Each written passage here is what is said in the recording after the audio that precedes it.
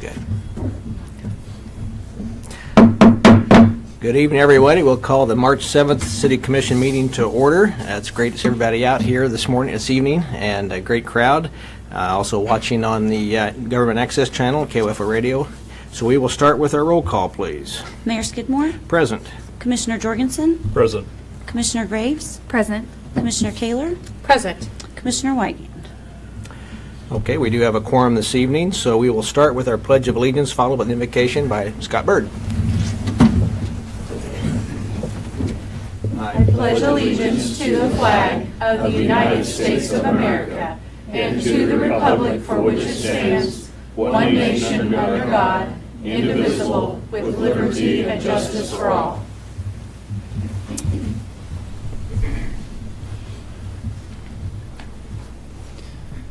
In preparing for what will be an early Easter message recently, I came across a scripture in the Gospel of Luke, chapter 9, verse 51, and it says, He, Jesus, resolutely set his face towards Jerusalem. And thinking about what that meant helped me understand the depth at which he understood what he was here for. Let's pray. Lord God in heaven, may we resolutely set ourselves towards the tasks that you have called us to, both as individuals and as members of this community. May we resolutely set our face to accomplish those things that you have given us to do. We pray these things in Jesus' name. Amen. Amen. All right. Thank you, Scott. We will start with item 6 on the consent agenda, the minutes from the February 21st, 2018 regular meeting, February 12th, 2000, February 19th, 2018, and February 26th study sessions, the February 12th, 2018, and February 19th, 2018 commission retreats, as well as the application for a cereal malt beverage license for the year 2018 that we looked at the last study session. Do I have a motion to approve the consent agenda? Mr. Mayor, Commissioner, I move that we approve the consent agenda. is there a second? I'll second. Okay. Any other discussion on that? So all in favor say aye. Aye. Aye. Opposed, same sign. Motion will carry. Thank you all. Item number 9. We do have some public comments, Mr. Mayor? but we'll get to those. Yeah, go Those ahead. will be for agenda item 14. Okay, so we'll get to that pretty soon. So it'll be a little bit later in the item, but thank you all for signing up to speak, and we'll get to that a little bit later. I'll move on to item number 10, the declaration. At this time, I'd like to give the commissioners a chance to declare any conflict or communication they've had that might influence their ability to consider today's issues impartially. And we're good there. Let's move on to item number 11 then. A proclamation recognizing March 17th, 2018 as National Quilters Day. In 1989, the Kentucky Heritage Quilt Society organized a Quilters Day Out on the third Saturday of March to celebrate the rich tradition of quilt making. To commemorate this day, we proclaim March 17th, 2018 as Quilters Day in the city of Ottawa. And Sharon Haney will accept the proclamation, but first we'll read it here. Go ahead, by Commissioner Kaler. Whereas in 1989, the Kentucky Heritage Quilt Society organized a Quilters Day Out on the third Saturday of March to celebrate the rich tradition of quilt making. And whereas, encouraged by the enthusiasm generated by the Kentucky effort, the National Quilters Association voted to take Quilters Day Out to a national level. And whereas, even in the first year of National Quilting Day, quilters from other countries asked to participate. And whereas since 1992, National Quilting Day has grown into a global celebration for all quilt makers and quilt lovers. And whereas quilters everywhere are encouraged to hold special events to recognize the art and beauty of this most noble of heritage crafts. And whereas the art and craft of quilting is a vibrant activity within the Ottawa, Franklin County community, Now therefore, the governing body of the City of Ottawa, Kansas does hereby proclaim March 17, 2018 as Quilters Day in the City of Ottawa, Kansas, and urges all citizens to join in celebrating this time-honored craft. Signed the 7th day of March 2018 by our Mayor, Michael Skidmore. So, Sharon, come forward. We'll get a picture here. Come on up. Get all the ladies up here. Well, they're going to display our. Oh, okay. quilt. We're gonna do that. So let's start with this right here. Sharon, so it's good to see you. Say a few words if you could, and then anyone else that likes to speak. Make sure you display our work. Wow. They love to see it. Oh, yeah. Mr. Mayor, honorable commissioners, I accept this proclamation on behalf of the Sunflower Peacemakers Quilt Guild and all quilters in our community. The purpose of the Sunflower Peacemakers Quilt Guild is to stimulate an interest in quilts, to promote the art of quilt making, to share ideas, to encourage quilting for the benefit of the community, and to provide educational opportunities through programs and workshops. This quilt is what we call our opportunity quilt. People have an opportunity to be the owner of this quilt by making a donation to our group. And with those donations, we do various charitable things for organizations. We've made quilts for the preschool, is that Head Start program, and for the senior citizens in those communities. So this proclamation does assist us in promoting the art of quilting by raising awareness in the community about quilting and about Quilt Guild activities. And also, you may or may not know that you can view the work of some of our quilters at the Visitor Center. Those quilts, they're generally wall-hanging size quilts, and they're rotated out every month. So I encourage everybody to take an opportunity to go out there and see what our ladies are doing. Thanks again for taking the time to recognize National Quilters Day. Wonderful. Thank you, Sharon. Thank you, ladies. Can I ask a question? Yeah, we got a Sorry. question here, Sharon. Mrs. Haney, Oh, can yeah. you tell us about where individuals can actually purchase an opportunity to Thank own this you quilt? for asking. Perfect. Thank you for asking. They're, of course, always available at Chris's Corner, the quilt shop, and from any of our members, and any of these ladies, and from me. And then we have our meetings on the third Monday evening of each month at the Presbyterian Church, Westminster Presbyterian Church. So we would also be tickled to death to have anyone join us. Gentlemen, you are also welcome. Absolutely. There you go. And you can take a seat. Sharon, what do you call that design? What do We call this compass through the stars because I see the middle compass, of yeah. it is actually It's a beautiful. mariner's compass, Mhm. and these blocks around it are a version of a mariner's compass. Okay. Very pretty. Yeah, thank good you. job, ladies. All right. Thank you for being here. Thank you. Thank you for having us. No, absolutely. We're going to stay out of your way. That's fine. You're okay. We'll move on. Oh, got a question? Are they here selling that one tonight? They're taking I bet they'll to raffle? And I will gladly sell you a ticket. Actually, I've been out there and it is neat. Oh, good. That's fantastic. All This right. is a group effort, so. A lot of time on that one. All right. Thanks, ladies. Let's move on to item number 12. Request for approval of resolution to call a public hearing to consider a Community Improvement District, CID, at 21st and Princeton. This resolution would call a public hearing for April 18th, 2018 at 9:30 a.m. to consider the proposed CID. The proposed project would acquire and remodel, expand the former Price Chopper building at 2138 South Princeton Circle Drive and provide parking and landscaping improvements. Again, this is just a resolution to call for a public hearing on the 18th of April. Do I have, Wendy, you want to talk about that? Go right ahead. Good evening, Commissioners. We've talked about this a couple of times, but just for the public's benefit, we'll give a little bit of a summary of the project. And I also want to be sure that I let you know that we have others representing this process in the audience. We have our bond counsel here from Kutak Rock, and they may come up and join me at some point or be sure to be available for questions. But we also have the Developers Council, Chris Klein with Hush Blackwell, as well as Keith Butler representing the developer in the audience. And they're here to answer questions if you would like as well. As you said, this resolution is calling a hearing, so the fullest detail of the project will be shared at the hearing, but we don't want anyone to not be aware of at least the general direction that this would, this path would go.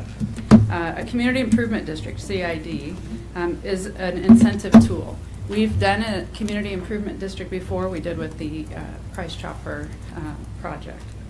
This applicant has requested a 0.9% additional sales tax that would be placed on the district.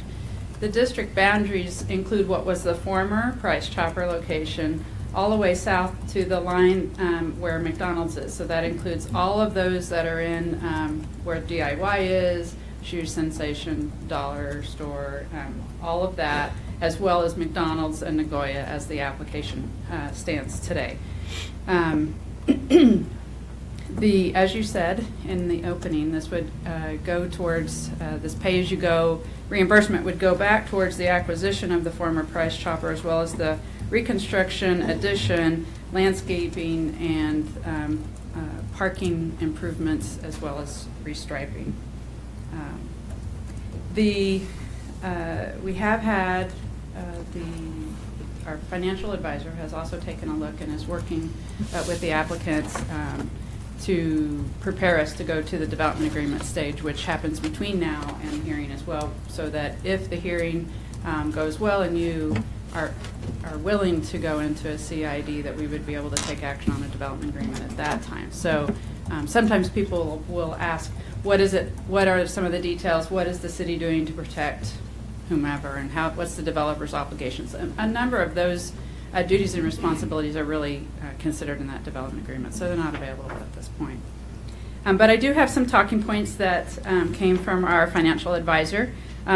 He wanted to make sure that folks understood what the project was, which again was acquisition, renovation, expansion, parking lot, and landscaping improvements. The applicants have indicated that they would make that addition. So there would actually be property improvements that would create new increment to the property tax base. So this is, while this is not about the property tax itself, it does benefit the community in that way, and the city, county, and school district. This is about a sales tax, in case there's some confusion on that. The rationale from the owner's perspective is that without this, they would have to charge the stores an unenviably high rent in order to recover the costs that would be going along with this project. This allows them to write down the rent at a more workable level, or allows them to make the investments that they really do believe are important at this stage, rather than phasing them in and maybe not making it as quality of a project, really. Their performa supports the premise. He let us know that he's begun looking at revenues and expenses, and they appear reasonable. There are a lot of costs and overhead, and so we'll continue to work through that. But there is a basis from his perspective for us to go forward with this and can call a hearing. Maybe that this is called for, the applicant has requested that rate for the term of the 22 years. There is a little bit of administration that the city usually has in there. But as is typical with any incentive, including the boundaries of the district, we begin with the request, and we call the hearing on that basis. But if there is, throughout the process of negotiation, a reduction in term of years, or in this case, because we have two property owners who are not the folks asking for the application, and we've had conversation about that, two property owners who may have concern that we're continuing to discuss with them. You could reduce the size of the district. You could negotiate, as far as that development agreement, the term of it and what costs particularly are eligible for the reimbursement under the pay-as-you-go model. So that's kind of the beginning of that. The resolution just simply establishes that hearing. The hearing would be called for on April 18th at 9:30, which is approximately a month, 5 weeks away. And I'm happy to answer questions, but I'm sure Tyler or Adrian may have additional comments that they want to make. Okay, any questions along the way as we're going here? Anybody? You know, how long is this primarily due to reconstruct the parking lot? How long has that parking lot been in place and it's never, that I don't know, it's been repaired? Well, there's been patches done at different times, but it certainly needs to have some of that work done and a restriping. The owners and towards the south end had done some work, as well as some restriping that was done around the McDonald's, and they had added a second lane for their drive-through already. But I think as they continue to look forward, especially as that expansion to the north and a new property, I noticed, I was out there this week, in that portion in particular, I see some places that certainly could have used some additional work. Definitely. But there You're is right. some need, in particular in that area. That'd be nice. Okay. Anybody? Any questions? Okay. Tyler, you have anything, or anybody else? Okay. Mr. Butler, do you have anything to say, or you are okay? Any extra comments? We just appreciate your investment in our community. Definitely want to say that publicly, and so hopefully they can get this to work in your favor and your people you represent. So thank you for being here tonight. And have you worked with any other CIDs before? Okay, this will be first. Okay, we'll sort of see make this happen here, but we'll get that finalized on the 18th of April. So everybody has any comments about that, be sure and come out, and we'd love to hear from you. I think, Mr. So we'll Mayor, are need- you looking for a motion? I'm just waiting for motion for item Okay. number 12. Mr. Mayor, I would make a motion to approve the resolution to call the public hearing to consider the CID district at 21st and Princeton. Okay, do I have a second on that? I'll second. A second, okay. Any other discussion on that? If not, we'll have a roll call vote, please. How do you vote, Commissioner Kaler? Yes. Commissioner Graves? Yes. Commissioner Jorgensen? Yes. Mayor Skidmore? And I vote yes, too. Motion carries. So, thank you, gentlemen. We'll move on to item number 13.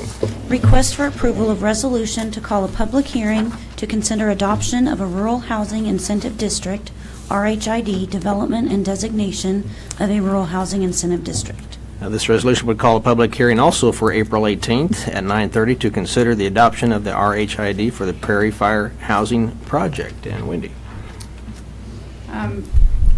Rural Housing Incentive District is something that we've been discussing locally, both at the City Commission level as well as with the county and school district for over a year. And the request for us to consider it had come up a good 6 months, 8 months before that, both from this development as well as other proposed possible residential developments in the community, for us to do a little bit of research.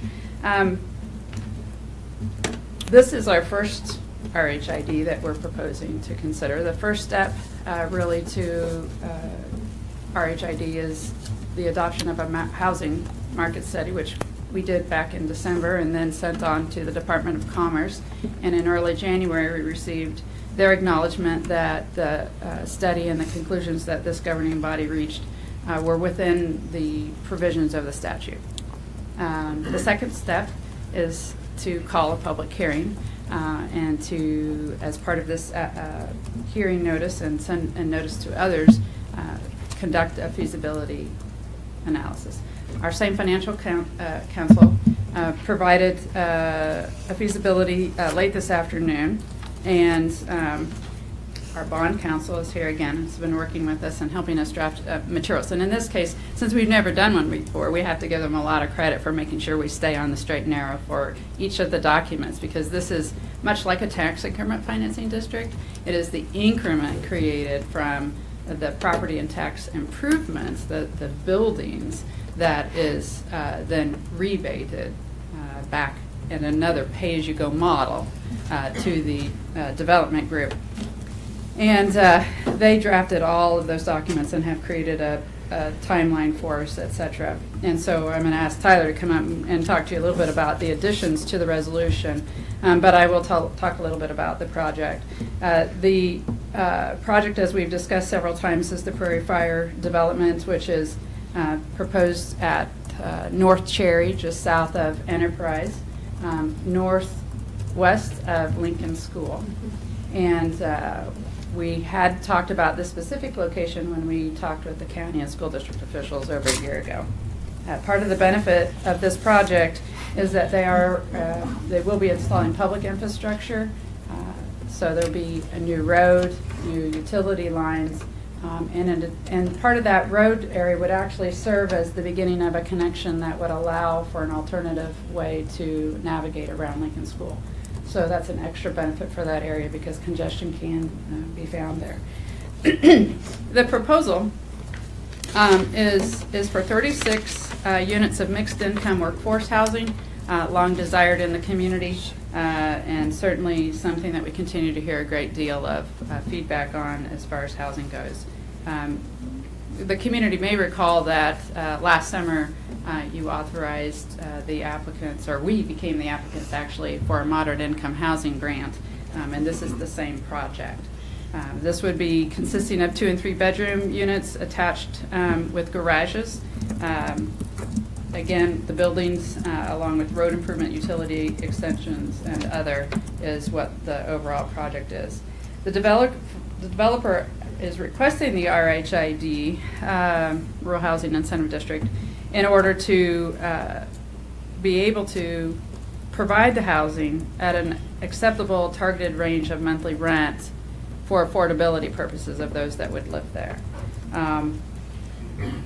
Oftentimes I think people throw around the terms low income, moderate income, I don't know if we want to say market rates, and don't fully understand. This set of housing is intended to be truly what we've said in our comprehensive plan for a number of years, which is workforce housing, those with jobs but maybe who are not able to sustain a home mortgage or be able to be a borrower. And then, as we said, there's a tax credit project and the moderate income housing grants that will help, again, achieve the vision of workforce housing. The developers asked the city to use this mechanism to reimburse on an annual pay-as-you-go basis 97.5 of the new property taxes generated by the district up to the statutory maximum of 15 years. So this is a shorter time frame than some of the projects that we do, but that is what the statute provides for. The developers requested city reimbursement of up to $1 million of those eligible expenses. As with TIF, there is a portion of the property taxes that would not be eligible for return, really having to do with the state's mills for education primarily. So that's kind of the general thing. And then Tyler, if you want to come do what we've added to the resolution, I think that would be helpful since we covered the resolution twice with you, calling the hearing, but as a part of that resolution there are attachments.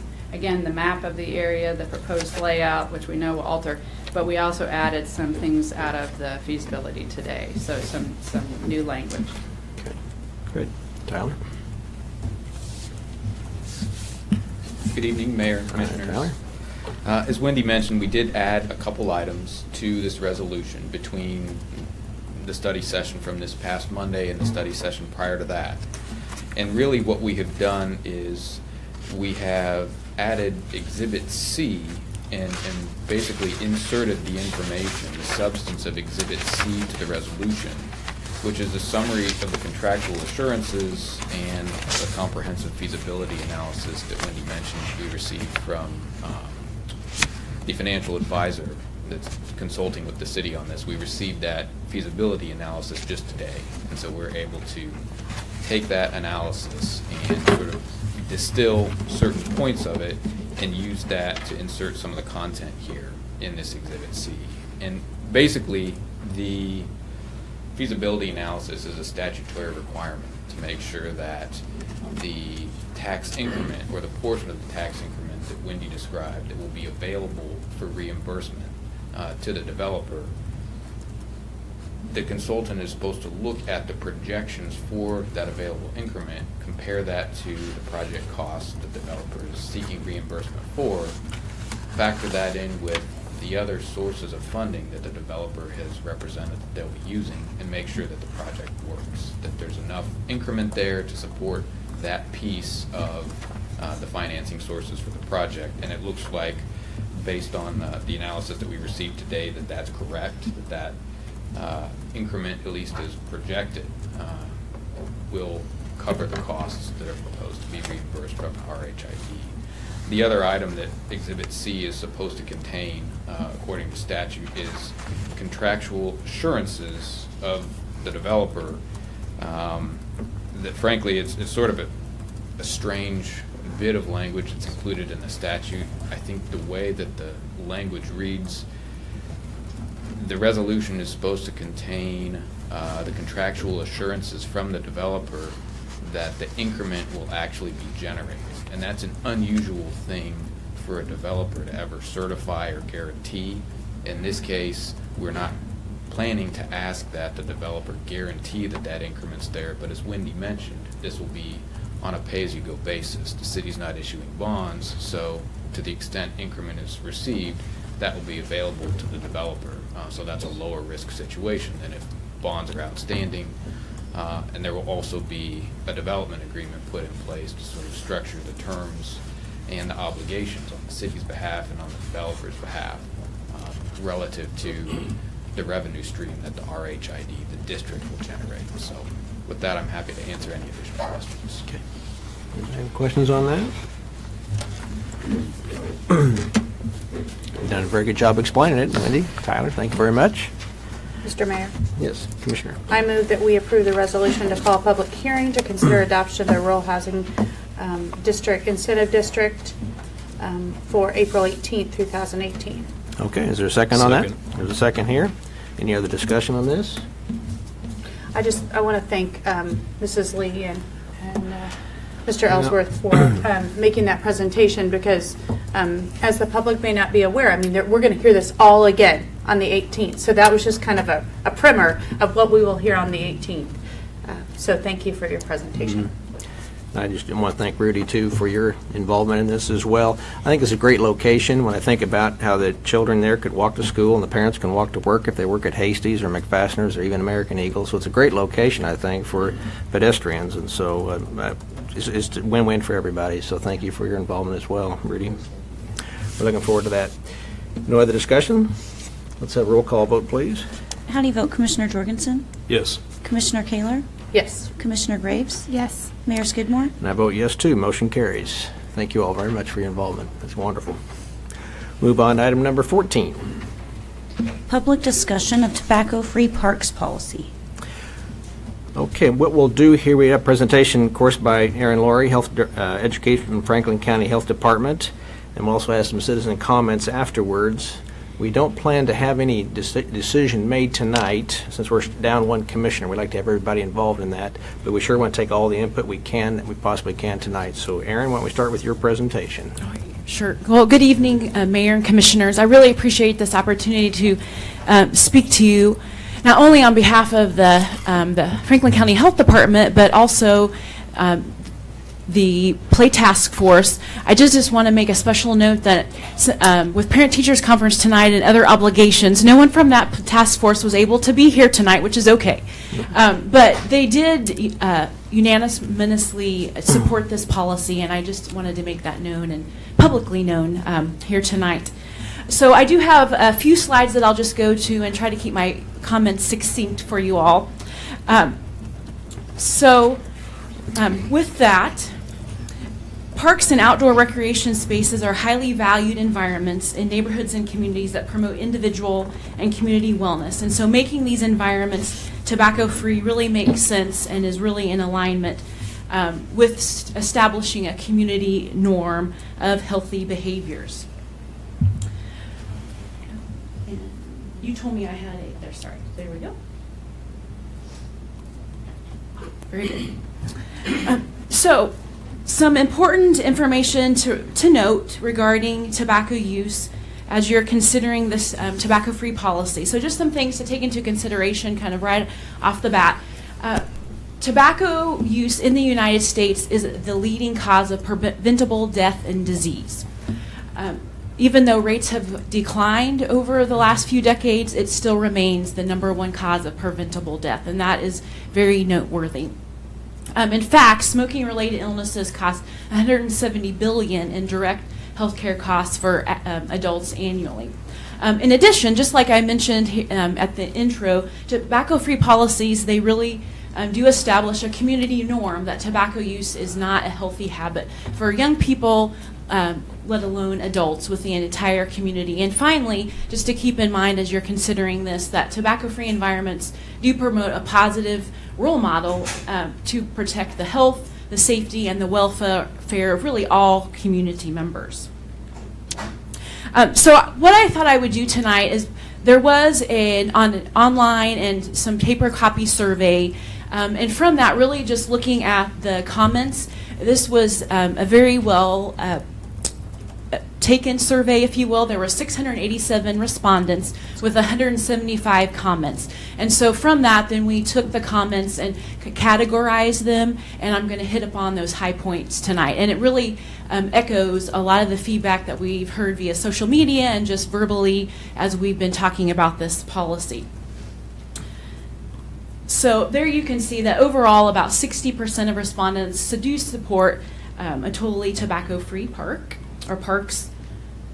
So the first kind of category was talking about, there were a number of comments that addressed children and issues regarding children and concerns with tobacco use among those. Thank you. And then also just some general support regarding restrictions. So there were several comments about health concerns that children have, and about asthma and how that can be aggravated with the secondhand smoke. Again, just the sensitivity to tobacco smoke, and there were some comments even just in small amounts that the individuals did have sensitivities, and so that can hamper their enjoyment of their surroundings. Also, a lot of comments about the litter and just the attractiveness that makes of your park, as well as just children being around and finding that litter and possibly picking it up, and especially the little toddlers and so forth, and not just being out there in the open for them to be exposed to. And then just some general comments about this does set an undesirable example for future behavior. Oops, wrong one. How about we go this way? There we go. Oh. There we go. Then the next set of comments were around the secondhand smoke and the health from the determinants from that. So secondhand smoke, the Surgeon General says that there is no safe level of secondhand smoke. Even in brief exposure, it is harmful to health. Secondhand smoke is harmful in outdoor settings. Under some conditions, according to research from Tufts University School of Medicine and also Repace Associates, outdoor levels of tobacco smoke can be as high as indoor levels of secondhand smoke. Especially the closer proximity that you are to someone smoking in an outdoor space, the higher concentration of secondhand smoke.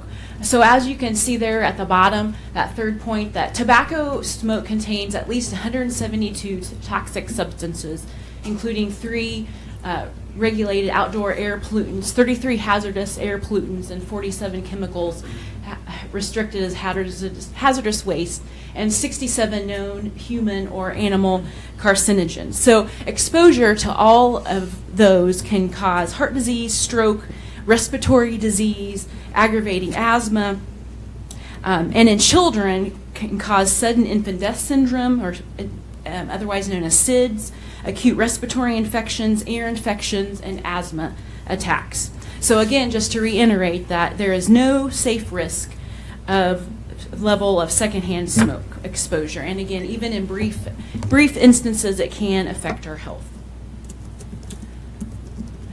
So the next set of comments were around litter. Cigarette butts aren't just litter to make the area look unattractive, but they do because, as just stated, all of the carcinogens that are in those, they do leach into the ground. It takes about 15 years for a cigarette to decompose.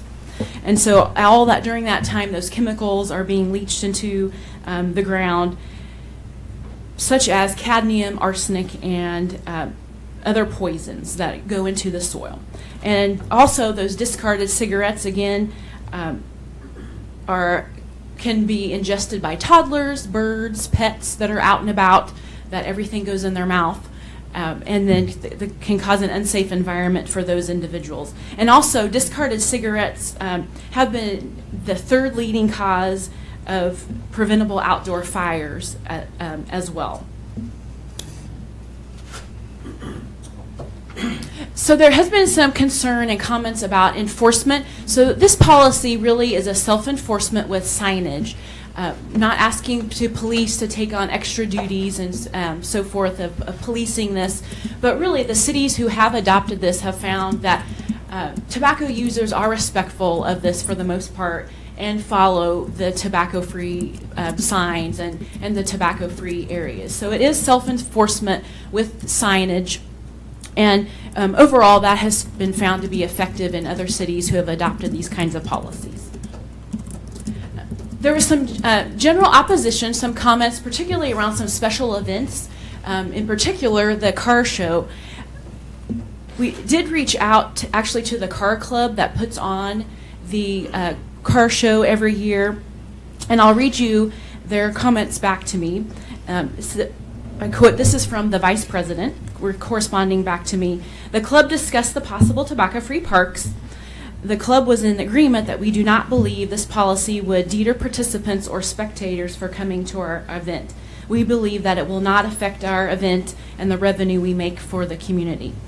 And she goes on to say that I personally think the policy is great and I hope it positively affects those that attend our parks. And it also has been shown that actually smoke-free areas have been shown to actually increase attendance. And then, again, there's that note just about kind of over-enforcement, but really it is a responsibility of the government to protect the health and welfare of the overall population. And smoke-free parks would help in doing that. Then there was some comments about designated smoking areas. And so with that, if those are considered, we would just recommend that they should be permitted away from where kids play. As noted a little bit earlier, it actually has been shown that the effects from secondhand smoke can even linger when someone's even 20 feet away from that secondhand smoke exposure. So that's why it's very important to be at least that far, if not a little farther, from that secondhand smoke exposure. So if there are designated smoking areas, to be that far from playgrounds, shelters where kids and people are going to be gathering. And then also important to have containers that are for a proper disposal of those cigarette butts. And the trash can is actually a fire hazard. So we want to make sure that they have those proper disposal areas.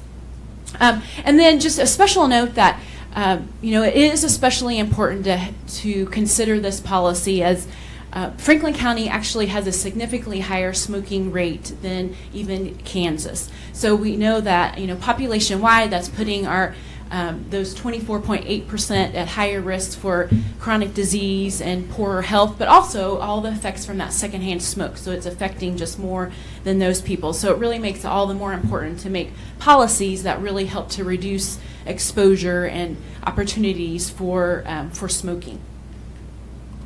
So in summary, why support tobacco-free parks? Well, again, just to reiterate that tobacco use is the #1 cause of preventable death and disease. Again, just reiterating the higher smoking rate in Franklin County and the healthcare cost related to smoking-related illnesses, and really for all those three reasons and more, but it really is imperative to have policies that help reduce tobacco use. Again, it establishes that community norm that tobacco use is not a healthy behavior for young people or adults for that matter within our entire community. And it does provide a more positive community role model that smoking is seen to be an unhealthy behavior, and so it's going to be restricted in areas. And so it does help to protect the health, the safety, and the welfare of really all community members. So with that, I don't know if you want to take questions or hear those who comment, but I'm happy to take questions if anybody has any. Anybody have any questions? Okay. All right, Aaron, thank you very much. We You're will now welcome. have some comments by the rest of the people who signed up. The future comments, we're going to limit those to 3 minutes if we could. If we get to the 3 minutes and you're still talking, we'll let you finish your thought, but we do have a lot more on the agenda tonight to complete. So I think next, Brett, you want to come up? State your name and address, and we'll hear what you have to say. We'll give you 3 minutes. Well, howdy. I'll use quite a bit less than 3. I'm Brett Stanislaw. That's the address I wrote down, 218 South Maple. And I've been a resident of Ottawa for over 25 years now. As Aaron spoke, I got more and more confident this would be something that wouldn't be opposed. But I just wanted to bring up the big concerns, because I've been following a ton of posts. I've talked to dozens of people about this, and it seems like it's either a non-issue or a super sensitive issue for everyone. The things that I'm glad were addressed were the statements from the Over the Road gang. I think those should not be understated. That's what almost everyone seemed to have concerns with online. The other ones were about freedoms, and I think putting numbers that we got tonight from the slideshow really brings perspective. It lends the situation a lot more gravity, and we realize how bad it can be. It's easy for anecdotal little speeches to say, you know, I smoke, I'm alive, or my parents smoked, I'm fine. But anyone who's talked to a kid, especially a toddler or grade schooler, knows that they think it's gross. It's just natural. And it definitely permeates their mind. So even all the numbers aside and the science that I'm afraid might fall on deaf ears, I just wanted to say that I am a proponent of this. I wouldn't be opposed to following it through, seeing if it got downgraded to just the playgrounds or whatever. But I'm really glad that you guys are finally, like, this isn't just tabled anymore. I'm really glad that we've gotten so many comments. And I love the speech that we got tonight. I really hope that silences a lot of fears that we saw proposed online. Very good. Thanks, Brett. Next, Deanna Lee. We won't start the clock till you get to the podium, so we're okay. No rush. Like I said, my name is Deanna Lee, and I live at 907 West 17th Street. I'm an active Ottawa resident who volunteers with Habitat for Humanity, United Way, Ottawa Young Professionals, and Life Care. I am the founder of the Ottawa Running Club, and I serve as the communications director for the American Heart Association in Kansas City. I'm here today in support of making our parks and recreation areas tobacco-free. Tobacco-free parks would send a clear message that Ottawa cares about their citizens and visitors, and especially our youth. I often come across secondhand smoke while running or walking in our public parks, and I see local youth partaking in this deadly habit. Smoke-free policies are a key preventive tool in reducing the deadly effects of tobacco in Kansas. We lose 4,400 Kansans to tobacco-related illnesses each year. Smoke-free policies not only reduce secondhand smoke exposure, which is more dangerous than smoking the cigarette itself, but it also sends a strong signal that smoking is undesirable. This is particularly important to discourage use among children by sending a societal cue that a culture of health is important and vital to the next generations. I can often be found running the parks in Ottawa, and I dread passing someone who's smoking. I hope that you'll think about the health of our residents and support in making our parks and recreations tobacco-free. Thank you. Thanks, Dan. Very good. Thank you. And next we have Jessica, and I'm not sure the last name here. McGinnis. Okay, there we go. Jessica, please, come forward. Hello, thank you for having me. My name is Jessica McGinnis. I'm actually not an Ottawa resident. I used to be. My address is 319 South Sycamore in Iola, Kansas. Okay. I'm the chronic disease risk reduction manager for Kansas Department of Health and Environment with Allen County. I'm here to speak on the proposals that we've done in Humboldt and Iola, Kansas for tobacco-free parks. They were successful. I've been a part of that. I came here to support Aaron in this policy, and I do want to speak as Ottawa is my hometown. I grew up here. The parks, Forest Park and Orlis Cox, were my second homes. My grandparents actually have memorials at Orlis Cox, Harvey and Jackie Drake, and I'm here as part of my family to support this because I believe they would also want a safe, clean, and healthy environment for the community here. So I'm here to say I'm in support. Okay, Jessica, thank you very Thank much. Anyone else that wants to speak on either opposed or proposed for this? I will say that I did speak with the previous mayor. He didn't want me to, he said it was okay to share his name, Richard Jackson. His opinion was to possibly have just some signage in certain areas where the children are playing, at the playground equipment, at the ball fields, and at the pool I think is already off limits. But just suggested something like that. I did talk to Chad Bruner at Orlis Cox 2nd Street, and I guess they do have signs. I went down and looked at them. There's signs that do say no smoking in the bleacher area. I guess people go to the parking lot if they wanted to smoke. I asked him how that works, and he said it's pretty good. I think, Aaron, you said something about self-enforcement. I think that's a kind of a real... Hopefully they would do that. That would be the key. We don't know what the enforcement would be like if we involved the law, but self-enforcement would hopefully be a result of this, if whatever level of this we have decided to go with. But those were the opinions that I got from other people that couldn't be here tonight. Anybody else have any comments? I might want to state that I have received several emails, and I have, I believe I forwarded all of them to Ms. Finch so that she could have them available if anybody would like to look at them. But generally, they were individuals that were in favor of making our parks tobacco-free. Anybody else?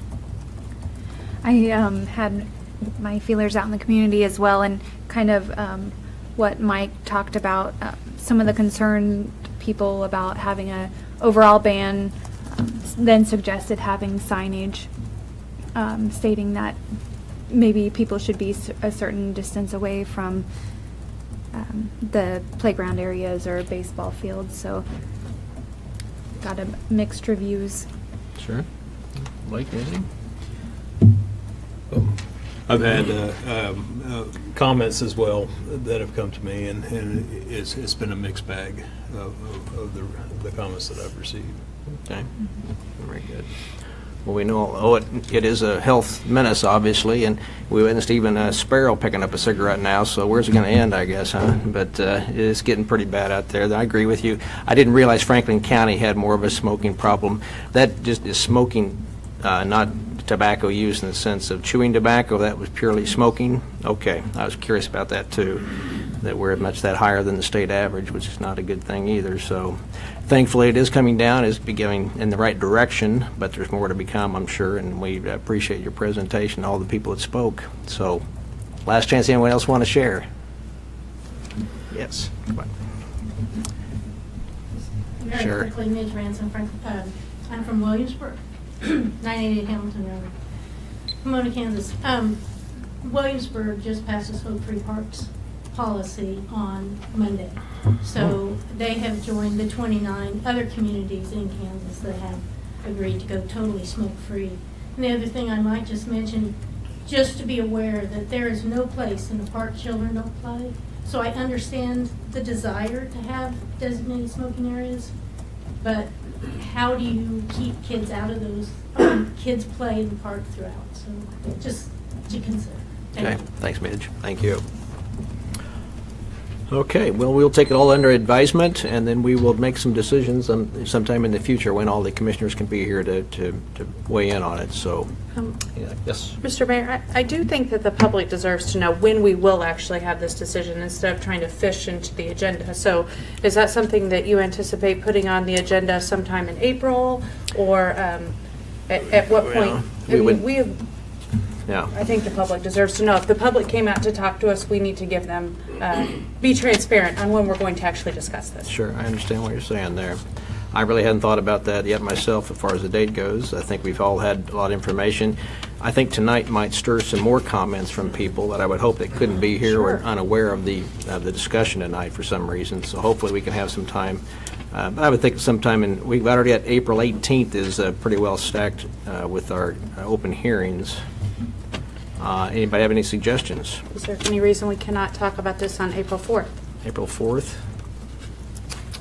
Anybody have any objection to April 4th meeting? That would be an evening meeting like this.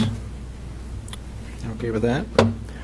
When we put it on the April 4th agenda then, Amy. Thank you. Mr. Mayor? Yes, Commissioner. Since this was a period of public comments, could we please have a recap of the efforts that were made to get public input this evening?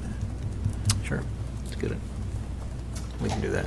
Well, we posted, IT had this wonderful star in that and posted on our. You need to turn your microphone's off, turned on. Our IT department developed a public service spot, I think, Friday afternoon and ran that. And it was also discussed on the radio, and I'm not sure what all Aaron's group or the Play Task Force group did. But it was well discussed on social media out there, so. Good. Very good. Okay, well, let's do that, make a decision on April 4th then. So thank you all for coming. Does that answer your question? Yes. Let's do that. Let's move on to item number 15. Public hearing to consider funding for new parks maintenance building. The public hearing is for the purpose of hearing public comments related to securing financial assistance from the USDA Rural Development for a new Parks Department maintenance building. So we will open the hearing, and Michael Hafley, you've got the podium. Good evening, Mayor and Commissioners. The reason we're going through this is part of the process for a USDA loan. But just as a recap of the current state of our parks, the two parks buildings we have right now. Right now, we have 6 people working in an area with a square footage of about 1,200 square feet. Highly inadequate, not enough room between 2 buildings to house all of our equipment. The break area is a garage pay that they've cleared out. The restroom, there's no part of either of the 2 buildings that are ADA accessible. Both buildings are at least 40, maybe even 50 years old, and they're rusting out. The frames, the metal siding on the buildings even are rusting out. The proposed building would be a 4,000 square foot building located in the same location as what the east building is, or the west building is currently located. We've applied for a USDA loan in an amount of $375,000. That has been pre-approved, and that's why we're here tonight to hold this public hearing as part of the application process. I think I've hit all of the main points. Michael, in a perfect world, what kind of time frame or timetable are we looking at on something like this?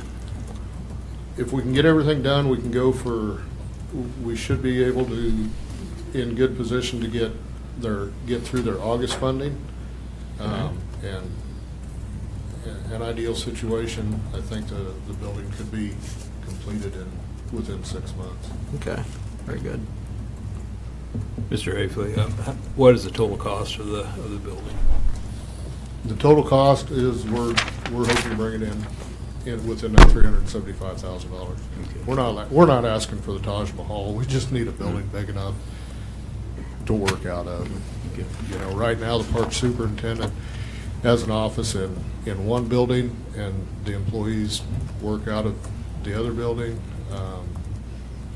They don't have, if they need to work on anything, they have to empty the shop out to be able to have room to work on anything, and then put everything back in at the end of the day. So, I mean, they're really cramped up. And I know this is not, oh, go ahead. Well, Mr. Mayor, I just wanted to comment that this is a public hearing. Do we need to go ahead and open that public hearing before we start making comments? He did. Okay, I'm sorry. I misunderstood. That's all right. Just a question, too. I know this is not a impulse decision. You've been thinking about this, planning this for some time. You might give us a little history on that? I'll give you as good a history as I can, Mayor. This project was brought before the Planning Commission, and I believe the City Commission long before I got here. I believe 2005. Back in 2005, 2007, somewhere. And I don't really know how the project died. I think that they were asking for too much. It was going to cost way more than for what they were proposing. I think it was way more than what was needed. That's why I said we don't need the Taj Mahal. We just need an adequate building to work out of. Sure. building with an office space, break area, and shop space that meets current ADA requirements and you know, adequate space for our employees. Mr. Hafley, I wonder why this particular location? We have continued, at least since this has been, this project has been on the table for the last 12 years. Why this particular location in lieu of some of our other parks?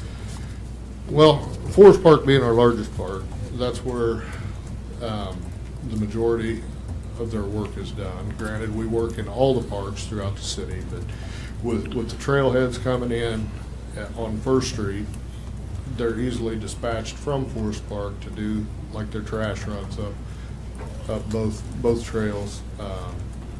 It's the easiest access to start from at the beginning of the day to get, you know, we also have the pool there in Forest Park.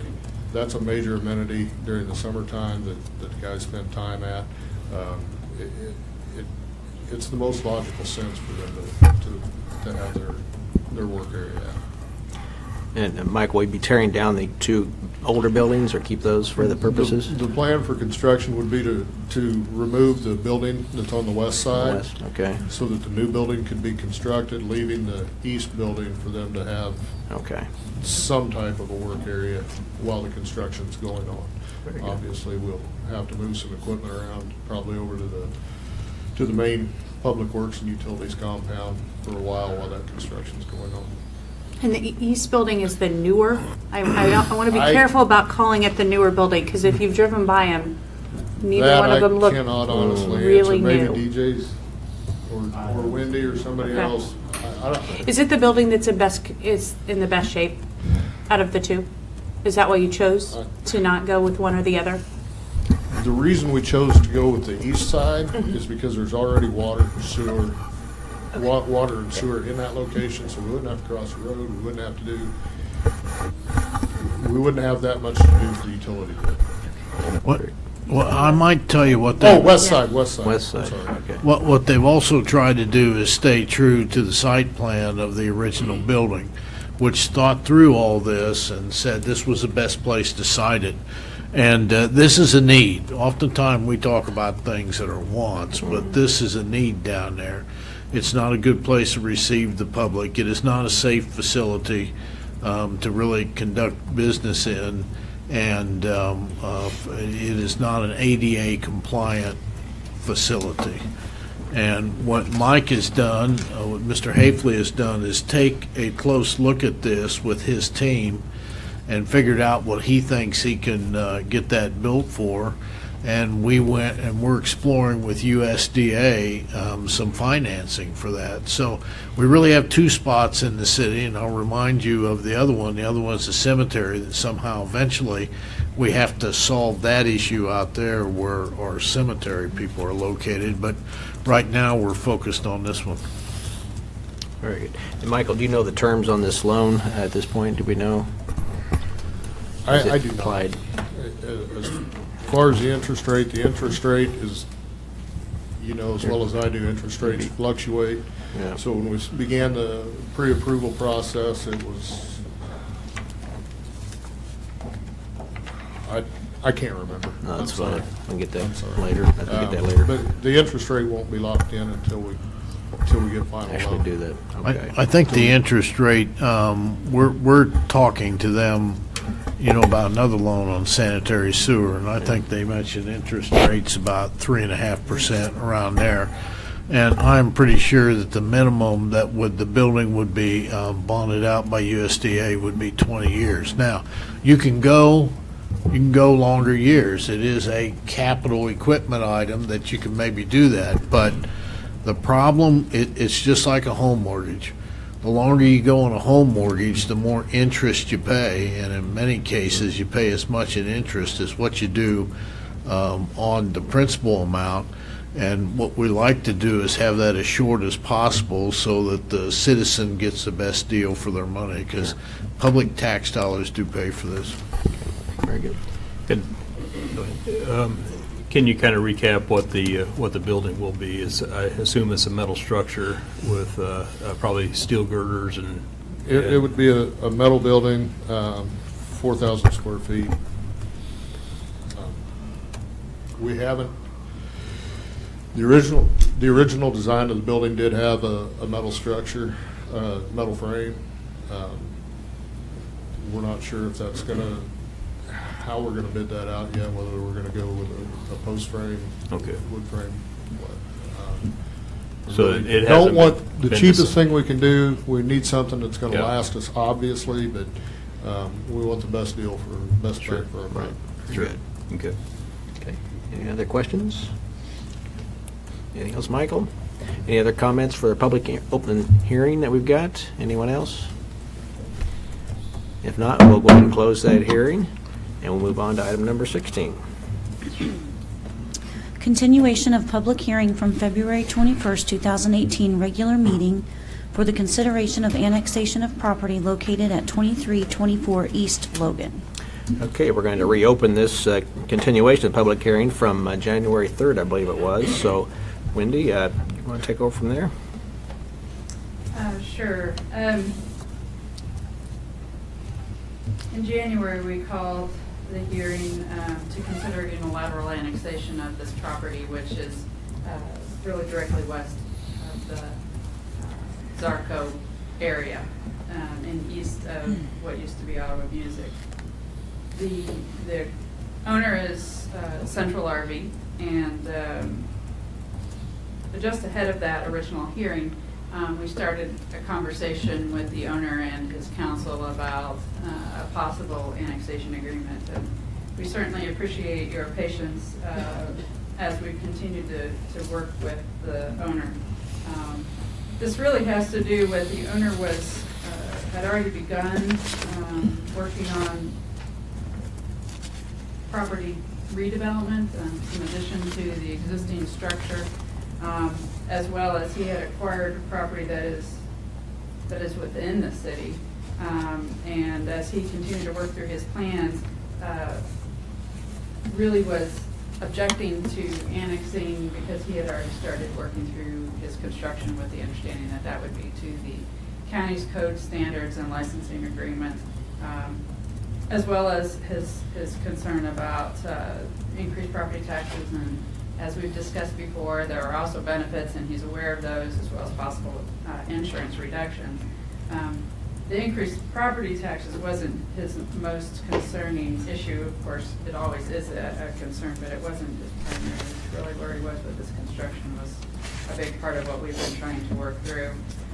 So what we now have an annexation agreement signed by the owner, and we sent that to you. We discussed this Monday that we had an agreement in hand from the owner. So since that time, we've prepared a resolution that would authorize the mayor to sign that agreement and enable us not to go through the remaining unilateral process. This agreement has also been discussed with the county, because as one of the primary sections of this agreement is that the owner would continue the process with the county as far as acquiring their permit and authorization to do the construction, and that upon the issuance of certificate of occupancy, it would then therefore be part of the city as far as the construction. The property would be annexed as soon as, if this agreement is accepted, the property owner would sign a consent for annexation, and at the next meeting or two, we would actually annex the property. But the vested interest they have in working with the county as far as the conclusion of the construction would be a part of what is in this agreement. In addition, we put in the agreement that within 2 years they would have to connect to the sewer. I actually think that would happen with the construction, but no later than to have an existing septic system there. The county felt like during construction they wanted to allow that to continue. That would be with them. The other thing that we spend some time on working with the property owner really has to do with its ability to be annexed into the tax increment financing district. The property that this property owner acquired that is within the city now, which is the land between it and the Zarco and to the south of the Zarco, is in the tax increment financing district as well as within the city. This property would be eligible, if it's annexed, to also be annexed into that district. And that process of annexation is basically the same as starting over, but so it takes some time to go through. The property owner would be creating increment with the construction that they're doing. But the anticipated projects on the area within the city would also be projects that would benefit the community at large. But it also has infrastructure needed. That area had never had its infrastructure and utility work completed, which is not typical for us as far as plat goes. Typically, before you can accept the final plat, all infrastructure has to be in place. So it's an area of some shared concern with us and the county, and this project and this annexation agreement actually allows us to hopefully prepare for a resolution to that by considering the tax increment financing district annexation. So those would be subsequent actions that would come forward later this year, but we do believe that that would be something that would again benefit the city and the county.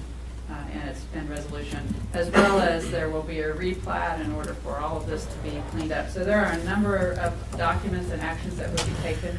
And so this won't be the last time we consider this property this year, but we would ask at this time that you authorize, adopt the resolution which authorizes the signatures on the annexation agreement, and then I assure you that over the next 2 or 3 months there'll be subsequent articles, and then there'll be a hearing later on that tax increment financing proposal. Very good. Well, I can see a lot of benefits to Mr. Ford for this to come about, like what you described, Mrs. Lee, and I'm glad we've come to an amicable end with Mr. Ford as well with regard to the annexations. That's always good news if we can do it that way. Yes. Any other comments anybody have or questions? Okay, that 2-month hearing is going to come to a close. How about that? We are done. We will move on to item number 16. I'm sorry, 17. Request for approval of annexation agreement in lieu of unilateral annexation of land to the City of Ottawa located at 2324 East Logan. All right, the 2 steps to this is the first one. This agreement provides for the consent annexation to the City of Ottawa of land located at 2324 East Logan with certain understanding. The actual annexation will take place at a subsequent meeting if the agreement is approved. I'll entertain a motion on this one. And this actually includes, Madam City Clerk, the adoption of the resolution that's in their packet, right? That's correct. Mr. Mayor, Okay, Commissioner. I move to approve the request as described in item 17 of our agenda. Okay, is there a second? I'll second. All right. Any other discussion on this? If not, let's have a roll call vote, please. How do you vote, Commissioner Graves? Yes. Commissioner Kaler? Yes. Commissioner Jorgensen? Yes. Mayor Skidmore? And I vote yes, too. Motion carries. Thank you all for all your wonderful work on that. Item number 18. Mr. Mayor, Yes. because the agreement was approved in item 17, All right. no action will be taken on item 18. Skip over 18 then. Let's go on to number 19 then. Request for approval to allow installation of an 18-hole disc golf course at Forest Park. The course will be built with funds raised by selling sponsorships for fairways to businesses and individuals. And Michael or DJ, whoever's going to talk, come on up. I'll start, and if I need help, DJ will come. All right. What we're proposing, Mayor and Commissioners, is an 18-hole disc golf course. Disc golf, if you're unfamiliar with it, is a growing activity among many people, young and, I don't want to say old, because that's not right, but. All ages. All ages, thank you. All ages. Thank you. Let's All be ages. correct on. All ages. All ages. Remember, the mayor plays. Oh, that's right. That's why I stopped All myself. ages. Kind of questionable there. Yeah, thank One of you. the main reasons I stopped myself, but the price that we put together for this, for the entire course is roughly $6,200. That includes the tee signs and the concrete pad for the tee box and the post, everything we need to build this course for $6,200. The thought process behind getting this course installed is to sell fairways at $400 a piece, so that businesses or individuals that want to sponsor a hole can pay the $400 and get their name or their business logo or the name of their business on the tee box sign. There is some concern with the car show and the tractor show of having a disc golf course in Forest Park. With the type of baskets that we've found, we can put, the baskets can be removable with a cap put on top of the base that's on the ground, so that when the car show and the tractor show are happening, the course will be closed. Nobody can be in there playing, and they can drive the cars and the tractors through the park anywhere they need to without any damage to the cars or to the tractors or to the baskets themselves. And also it eliminates the possibility of somebody coming in there trying to play. So, you know, the fiscal note for this is with the sponsorships of each hole, there would be no immediate or impact to the budget other than maintenance and upkeep of the course. And you know, the thought process behind what we can get in donations is once we've collected enough donations for 9 holes, we would begin with a 9-hole course. And we've talked to the Corps of Engineers, got to have a letter from them stating that as long as we stay a certain distance from the levee, they don't have a problem. Very good. Okay. Go ahead. Mr. Haefele, how much is a sponsorship for a hole? A sponsorship for a hole is $400. Sounds good. Any other questions anybody have? I was hoping DJ would get up here. I hope you can give me some answers to how you can drive the disc so far. Like I saw you throw last Saturday, but practice. It didn't go near as far as what it needed to. Well, it went a lot further than I can throw. I know that. So. You know, they have portable cages. They could have brought one in here and demonstrated. Yeah, I don't know about that. Yep. But, you know, I was encouraged by seeing the tournament Saturday, how many people were there, and where they came from. They were from Missouri, Colorado, all over Kansas. I was amazed, all the people, and they brought their families, too. And so there were a lot of people here in town for that tournament. And to be able to have another 18-hole course where you could, I suppose you could have them alternate back and forth and have twice as many people here. That's a good point, Mayor, because right now with the 18-hole course that we have in Kansas Park, right now all they can accommodate is 90 players. Yeah. With the addition of an 18-hole course, we can get 90 more people in here. So it just brings more revenue into the city, because you know as well as I do what people are here. They're going to shop. They may stay in the hotel. Yeah. They're going to have to eat. It's a good activity for all.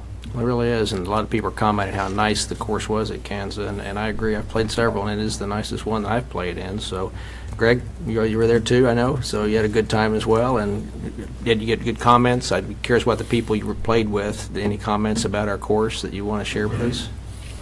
There's always good comments. You know, Come on up. We always get good comments on stuff like that. We did make mention that we were going to potentially put in another course in Forest Park, and a lot of people are very excited to hear that. Okay. So they really like, between you and, being a disc golfer, they can just imagine what it's going to be like. So they're really looking forward to it. I did see a wide age group of people there too, so it was good to see that. I think I was the oldest one, but I was just a spectator, anyway. Well, thanks for your effort on this, DJ. Greg, too, and Michael for all your work on this, so hope we can get something to happen here. Mr. Mayor. Commissioner. I move to approve the request to install the 18-hole disc golf course in Forest Park. There you go. Is there a second? I'll second. We got a second. Any other discussion on this? Let's take a roll call vote. Michael, you have something else? Or? No. Oh, you're up next. Okay, go right ahead. How do you vote, Commissioner Kaler? Golf, yes. Commissioner Graves? Yes. Commissioner Jorgensen? Yes. Mayor Skidmore? And I vote absolutely yes for this, so thank you all. Thank you, Very good. Mayor. Thank you, Michael. Very good. We go on to item number 20. Request for approval of ordinance amending the contractor licensing section of the municipal code.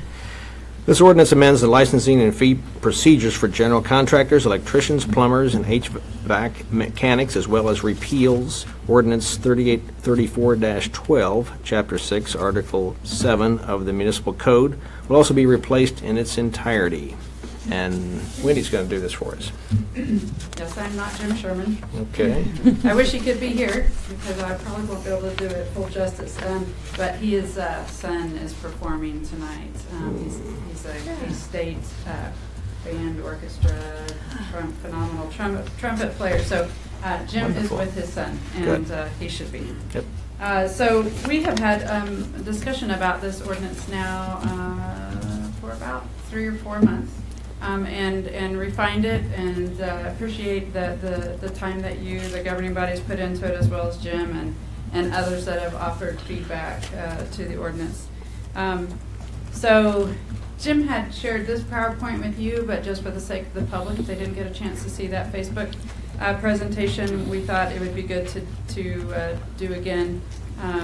And so this ordinance is really about the licensing of contractors. And so he's defined here occupational licenses, the privilege that the city grants to those in the building trade, which by law, the law that we are considering tonight, has specific requirements to be met.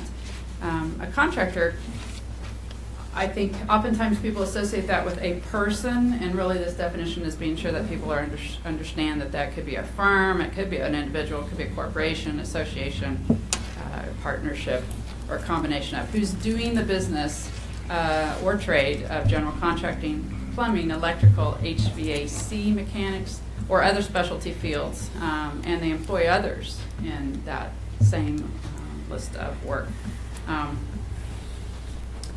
So the first, Richard, can you give me back the light? Sorry. As you get older, as some of you may know, you don't read as well in the dark as you did when you were younger. And so Aaron did pretty well, but Jim gave me talking points, and they're in 12 font. And I can't read that without a little bit more light. Thank you. I ate carrots. Well, I didn't eat carrots for dinner. I made something for dinner that had carrots in it. Okay, so the very first provision that shows up here on the PowerPoint has a strike through.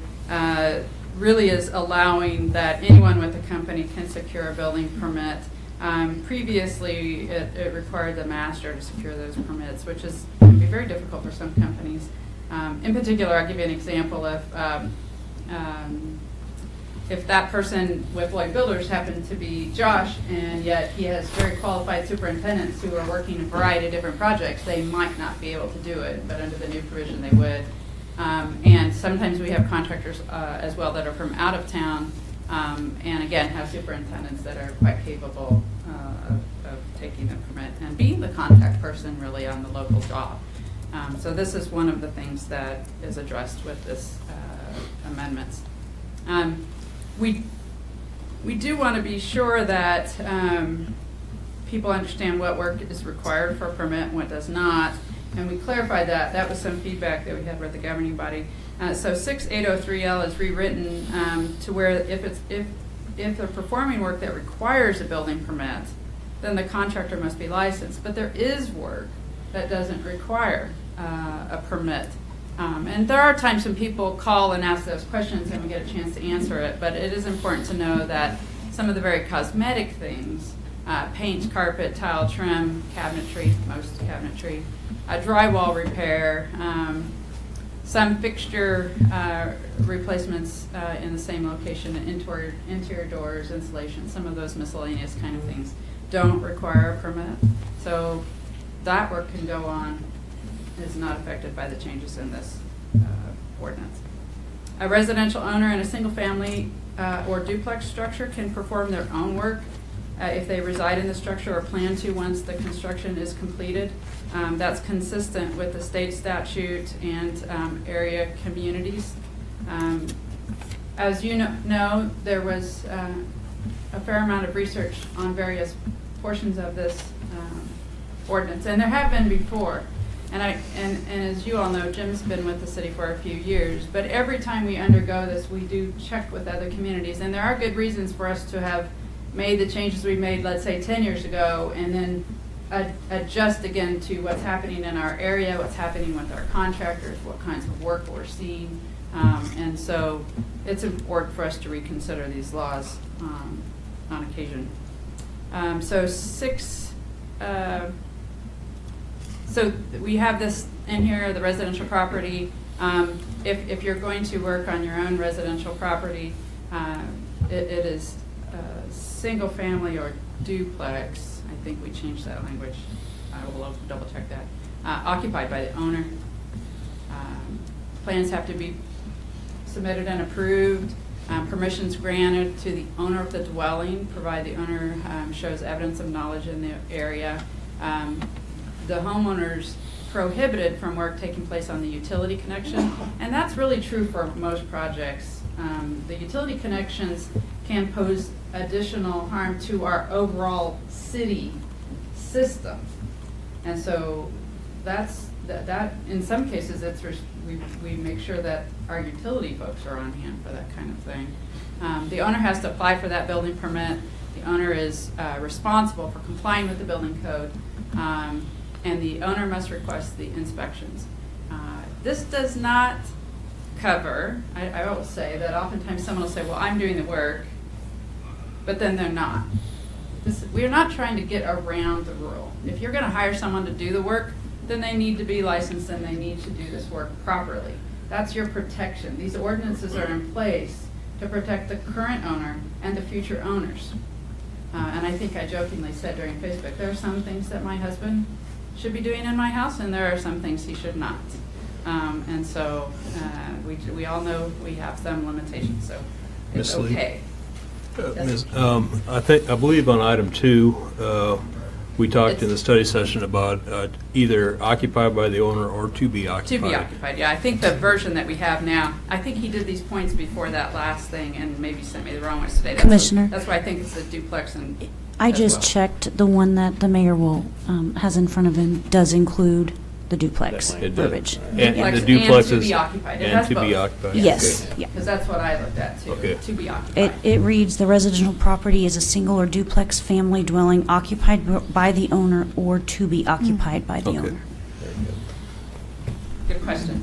And then I think it's also important to say that the notwithstanding all of those previous points we just made, the privilege of performing all the work on said dwelling may be revoked by the building official when there's evidence that the work is deficient in workmanship or code compliance. Again, that's to protect both the current occupants as well as any future occupants of the structure. Let's see, I think we can go on.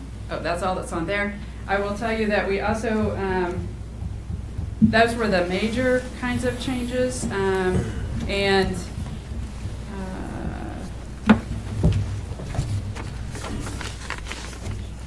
Oh, I'm sorry, we also had, I think, a comment about the frequency. We had talked about that too, is if you engage in this to be occupied, as long as you don't do that more frequently than once every 3 years. 3 years. I believe that's what this slide showed. Yeah, it's not considered a general contractor. So again, Jim's on here, but I think those are the high points and what we've discussed over time, and we've cleaned this up. I would also say for the public benefit, there are a few other things. In fact, I just had another conversation with someone today. There are a few other things that we're still continuing to discuss about licensing and contracting with our contractor community that we want to address later this year. That we also started some of those discussions last year, but we haven't fully resolved those issues. Okay. Anybody have any questions? Well, I will say, Wendy, some of these things are improvements in that streamlining is important. I think, like I said, with filling the permit, not necessarily having the contractor himself, I think that is important. Mr. Mayor, I think there's a comment. Oh, you got some? Quick question. Go ahead and come at the podium there. I had a brief discussion with Jim Sherman and Mr. Neinstead about this, and maybe it's one of the points that Wendy said is going to be discussed at a later date. At what point are you going to require a general contractor as opposed to licensed contractors in each individual trade? Does that make sense? Yeah, we probably could do a little more clarity, and I suspect Jim, because I know that conversation's taken place with him, and he, it's kind of one of those things that, again, can be a little bit gray. If someone is just doing, let's say their electrical system changed, and that's the only work that the home needs, and in this case we're primarily talking homes, but it could happen even on a commercial project, then they just need an electrical contractor. It's my impression, but I didn't have a conversation with him after you had yours, so it's probably something we can continue to refine, was that if it was really a remodel, meaning that there are framing projects, there's electrical projects, and there's plumbing projects, you get to the point when there's more than two of those specific fields like electrical, plumbing, the trades group, that's when, that's kind of what you're talking. If you get more than two and you're really doing a broader remodel, then that's when, my impression was that's when you needed the general contractor. Again, it's going to depend a little on that whole homeowner to be occupied currently. There's several facets of that conversation. And it also has a little bit to do with just how we're processing and how people want to face it. Because there can be a situation where someone's just doing the electrical and then 3 years later they're coming in and doing some plumbing upgrades. That's not the same as 2 weeks later, I finally hired my plumber. And oh, by the way, we're repouring the entire basement and we're putting in a underground plumbing and some other things, new sewer connection, new lines. It's a little gray in that sometimes remodels in particular, you start with one plan, and I'm sure we've all done this in a situation of homeownership, and you discover things along the way. I think what we're really trying to make sure is that we've discovered as much as possible up front and understand those license requirements at that point versus some you discover part way and then you have to adjust for. But is that kind of consistent with what you heard from Jim? Yeah, and the example that I used with Jim was, let's just say you're going to pull a shower stall out and put in a tub shower combination.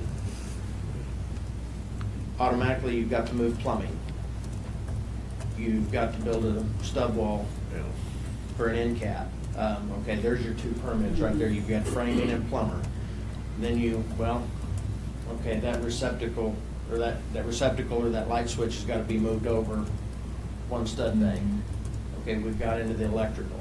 We've just taken what could have been a $3,000 remodel and added about $600 to the cost because the going rate on a general contractor is about 20% of the cost of the project. I understand. You got to draw a line somewhere. I get it, but where?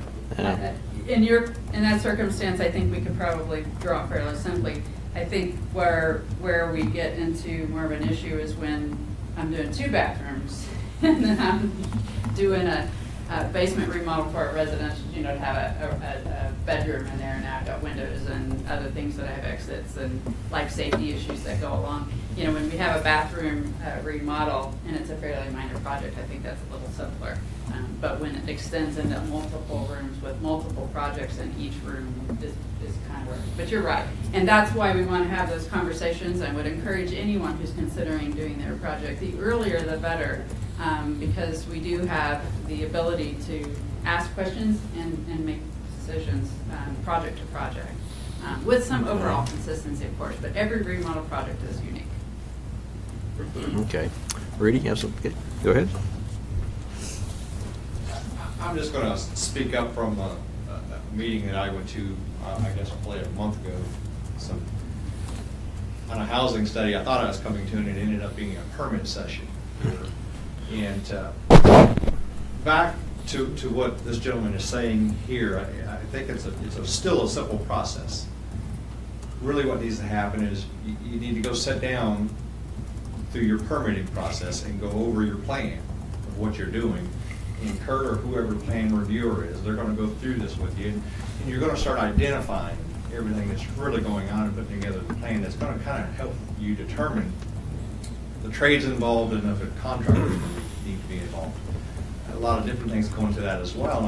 And I followed the conversation up with a couple of people that were at that meeting that was kind of trying to get around the system a little bit, I guess. And at the end of the day, there's a lot of protections for both sides that if they would follow and lay the plans out and go the right direction, it protects a lot of different people. Very good. Thanks for your comments. And I didn't get your name back there. I'm sorry. Could you come state your name? Gary Harris? Okay. Very good. Gary, thanks for being here tonight. So appreciate your comments, too. You raised some good questions there. I agree with that. Do we need, I guess we'd entertain a motion if we're ready to approve this. This will be item number 20 on our agenda. Any other questions anybody have?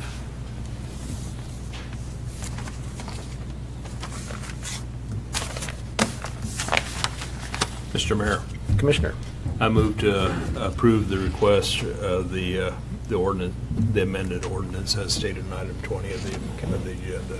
Is there a second on that? I'll second. There is a second. Any other discussion on it? If not, we'll have roll call vote, please. How do you vote, Commissioner Jorgensen? Yes. Commissioner Graves? Yes. Commissioner Kaler? Yes. Mayor Skidmore? I vote yes, too. Motion carries. Thank you, Wendy, and pass on Jim. Thanks for all the work he's done in this. We've been back and forth in this several months, and I appreciate all the work, and we've kind of bit back and forth on both items, but I'm glad to see the process work, so thank you all for that. Go on to item number 21, report by the city manager. I have nothing more. Nothing there? Okay, we'll go with the commissioners. Blake, we'll start with you. Anything? No report this evening. Okay, Sarah? None at this time. Nothing? Emily? No report. Must be getting late. Okay, we are ready to go, and I have nothing to report either, so we'll go on just the announcements. We'll have no study session on the 12th, and next one will be on the 19th, and of course we'll have our regular meeting on the 21st, and it will be a joint meeting with county and USD at the County Administration Building for lunch. Nothing else to come before the City Commission meeting. We are